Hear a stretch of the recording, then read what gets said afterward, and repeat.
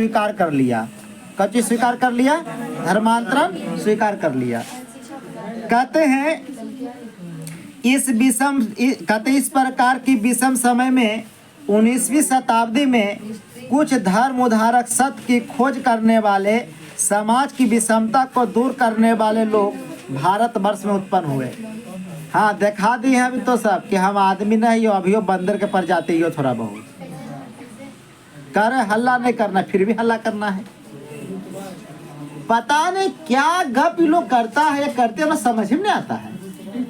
Sir हमसे कोई मिलता है तो बस 5 मिनट बोलते बोलते लगता है कौची बोले हम।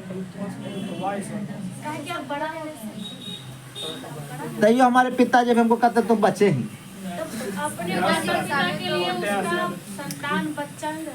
हाँ, तभी तू लोग बड़ा नहीं हुई है, इसलिए बड़ा आदमी का बात मानना चाहिए, हल्ला नहीं करना चाहिए, ठीक है ना।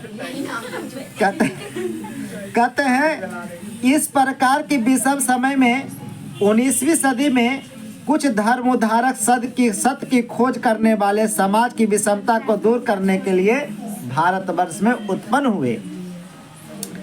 उनमें निश्चय ही स्वामी दयानंद के विचारों की व्यापकता और समाज में उद्धार का संकल्प उनका सर्वोच्च स्थान है।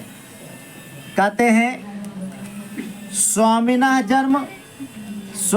जन्म गुजरात प्रदेश टंकारा नाम के ग्राम में 1824 ईस्वी वर्षे भूत। कहते हैं स्वामी दयानंद का जन्म गुजरात प्रदेश के टंकारा नामक गांव में 1824 ईस्वी में हुआ था। कब हुआ था नूनू? 1824 ईस्वी में। किनका? स्वामी दयानंद का जन्म बिहार प्रदेश के स्वामी दयानंद का जन्म गुजरात प्रदेश के टंकारा नामक गांव में 1824 ईस्वी में हुआ था। कहते हैं बचपन का नाम मूल शंकर था। क्या नाम था? मूल शंकर। कहते हैं संस्कृत शिक्षा से ही इनका अध्ययन प्रारंभ हुई और उस समय कर्मकांडी परिवार में ऐसी ही व्यवस्था थी, है ना। कहते ब्राह्मणों के परिवार में जो था ना, पहले जो था ना, वो संस्कृत की ही शिक्षा का महत्वपूर्ण था। अब कहते हैं शिव के उपासक के परिवार में मूल शंकर के लिए शिवरात्रि पर प्रेरक सिद्ध हुआ। रात्रि के समय पर मूल शंकर के द्वारा देखा गया कि शंकर की मूर्ति पर चढ़कर चूहे मूर्ति पर चढ़े हुए पदार्थ को खा रहे। कहते इनके परिवार का शिवरात्रि का आयोजन किया गया। अब क्या हुआ, रात्रि जागरण काल में इन्होंने क्या देखा कि जो मूर्ति पर चढ़ाया हुआ फल फूल रहता है ना, उस पर एक चूहा चढ़ करके खा रहा है और मूर्ति को जूठा कर रहा है। अब इनके मन में एक अलग भावना उत्पन्न हो गई। इन्हें लगा कि लगता है मूर्ति में प्राण ही नहीं है ना। मूर्ति में अगर ईश्वर रहते तो चूहा का क्या मजाल कि चढ़ करके मूर्ति को जूठा कर देता। और इस कारण उन्हें क्या हुआ कि रात्रि जागरण काल को छोड़कर मूल शंकर अपने घर चले आए वापस, ठीक है ना। कहते हैं इसके बाद से ही मूल शंकर का मूर्ति के प्रति आस्था समाप्त हो गई, है ना। यानी मूल शंकर का मूर्ति पूजा के प्रति जो आस्था था, वो आस्था क्या हो गया? समाप्त हो गया। इसका परिणाम क्या हुआ वो सुनिए। 2 वर्ष के अंदर ही उनकी प्रिय बहन की मृत्यु हो गई। उसके बाद मूल शंकर में वैराग का भाव आ गया, वैराग की भावना आ गई। वैरागी किसे कहता है? जहाँ चास वहाँ वास, है ना। जहाँ चल दिया, जहाँ से चल दिया नाता खत्म, है ना। और जहाँ जगह मिल गया वहीं पर रह गया, फिर चल, मैंने कहीं एक स्थान पर नहीं रहना, ठीक है ना। आते रहना और जाते रहना। कहते घर को छोड़कर अनेक विद्वान और सज्जनों और साधुओं की संगति में घूमते हुए मथुरा में बिरजानंद नामक अंधे विद्वान के समीप पहुँचे और उनसे वैदिक ग्रंथों का अध्ययन प्रारंभ किया और बिरजानंद के उपदेश से वैदिक धर्म के प्रचार में और सत्य के प्रचार प्रसार में अपना जीवन को समर्पित कर दिया। है ना, किसने?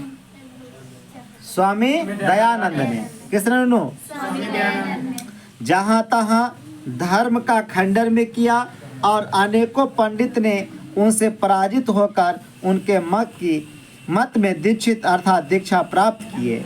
कहते हैं उन्होंने जो पहले स्त्रियों की शिक्षा थी, है ना, और उसका खंडन करके उन्होंने स्त्रियों को भी पढ़ने का अधिकार दिलाया। ठीक है ना। विधवा विवाह, जब कोई बच्चियां जो कम उम्र में विधवा हो जाती थी और उसकी स्थिति एकदम दयनीय होती, वो जिंदा रहे या मरे उससे कोई लेना देना नहीं था। लेकिन नहीं, स्त्रियों को फिर से दोबारा विवाह जो है वह करने का जो है समाज में उन्होंने प्रयास करवाया। ठीक है, ताकि वो जो स्त्रियां हैं वो भी ढंग से अपना लाइफ जो है वह जी सके। मूर्ति पूजा खंडन, छुआछूत, है ना, और छुआछूत का जो है उन्होंने विरोध किया, समाप्त करवाया। छुआछूत समझते हैं ना? छुआछूत समझाई कि नहीं? हाँ, तो गोंग हो गए हैं, सांप सूंघ गए है ना। कहते हैं कि छुआछूत जो होता है ना उसका उन्होंने विरोध किया और कहते हैं उसको समाप्त करो, और बाल विवाह इसका भी निवारण करवाया। देखते हैं ना कि अब सरकार क्या किया है कि लड़कियों का उम्र 18 वर्ष नहीं है रे, 21 कर दल के। बोली कितना गलत किया? 18 वर्ष बहुत था, और लड़कों को उम्र कितना कर दिया? 24 साल। हाँ, तो लव मैरिज का बढ़ावा देगा इस तरह, नहीं समझनी बात के। अच्छा बताओ, पहले तो बाल विवाह होता था, है ना। अरे एक उम्र ठीक है, 18 वर्ष के बाद बालिक हो जाता था, है ना, समझनी कि नहीं। और अपना जो बोले 50-60 वर्ष में तो मरिए जाएगा।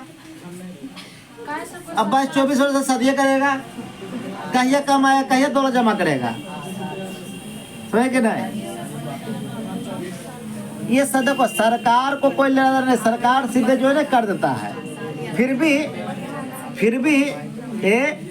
फिर भी इससे क्या हुआ ना, बाल विवाह पर जो रोक लगा, इससे बड़ा जागृति हुआ, लोग जागरूक हुए।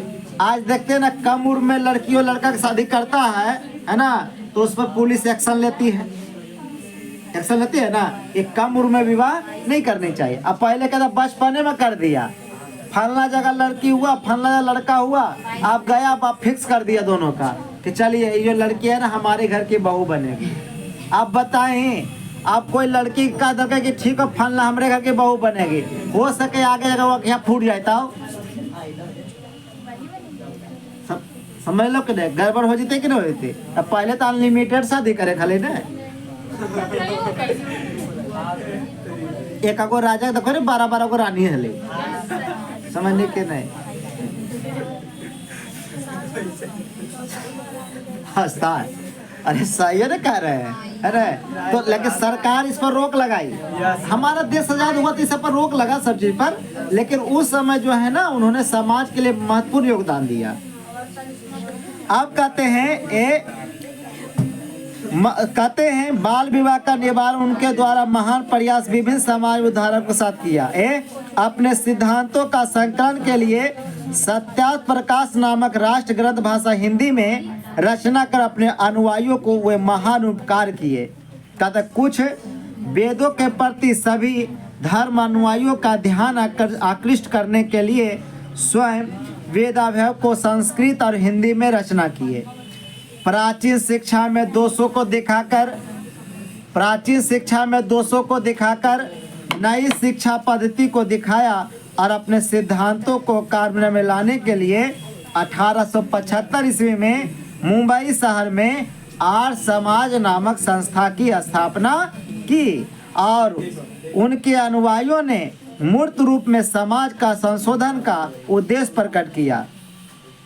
वर्तमान समय में, आज के समय में आर्य समाज का शाखा और उपशाखा देश और विदेशों में प्रायः सभी शहरों में है और सभी जगह समाज के दोषों और शिक्षा के दोषों को शुद्ध कर रहा है। शिक्षा पद्धति को गुरुकुलों का DAB मतलब दयानंद एग्लो वैदिक विद्यालयों का समूह स्वामी दयानंद की मृत्यु 1883 ईस्वी के बाद शुरू उनके अनुयायियों के द्वारा किया गया और वर्तमान शिक्षा पद्धति और समाज के परिवर्तन में दयानंद का आर्य समाज का योगदान हमेशा स्मरणीय रहेगा। यानी जो उन्होंने समाज के लिए किया है ना, वह सदैव जो है वह आदरणीय रहेगा और समाज हमेशा उनकी ऋणी रहेगा और उनकी कीर्ति को, उनके किए गए समाज सुधारकों को कभी समाज भूलने वाला नहीं है ना। अब जो है आप लोग को कुछ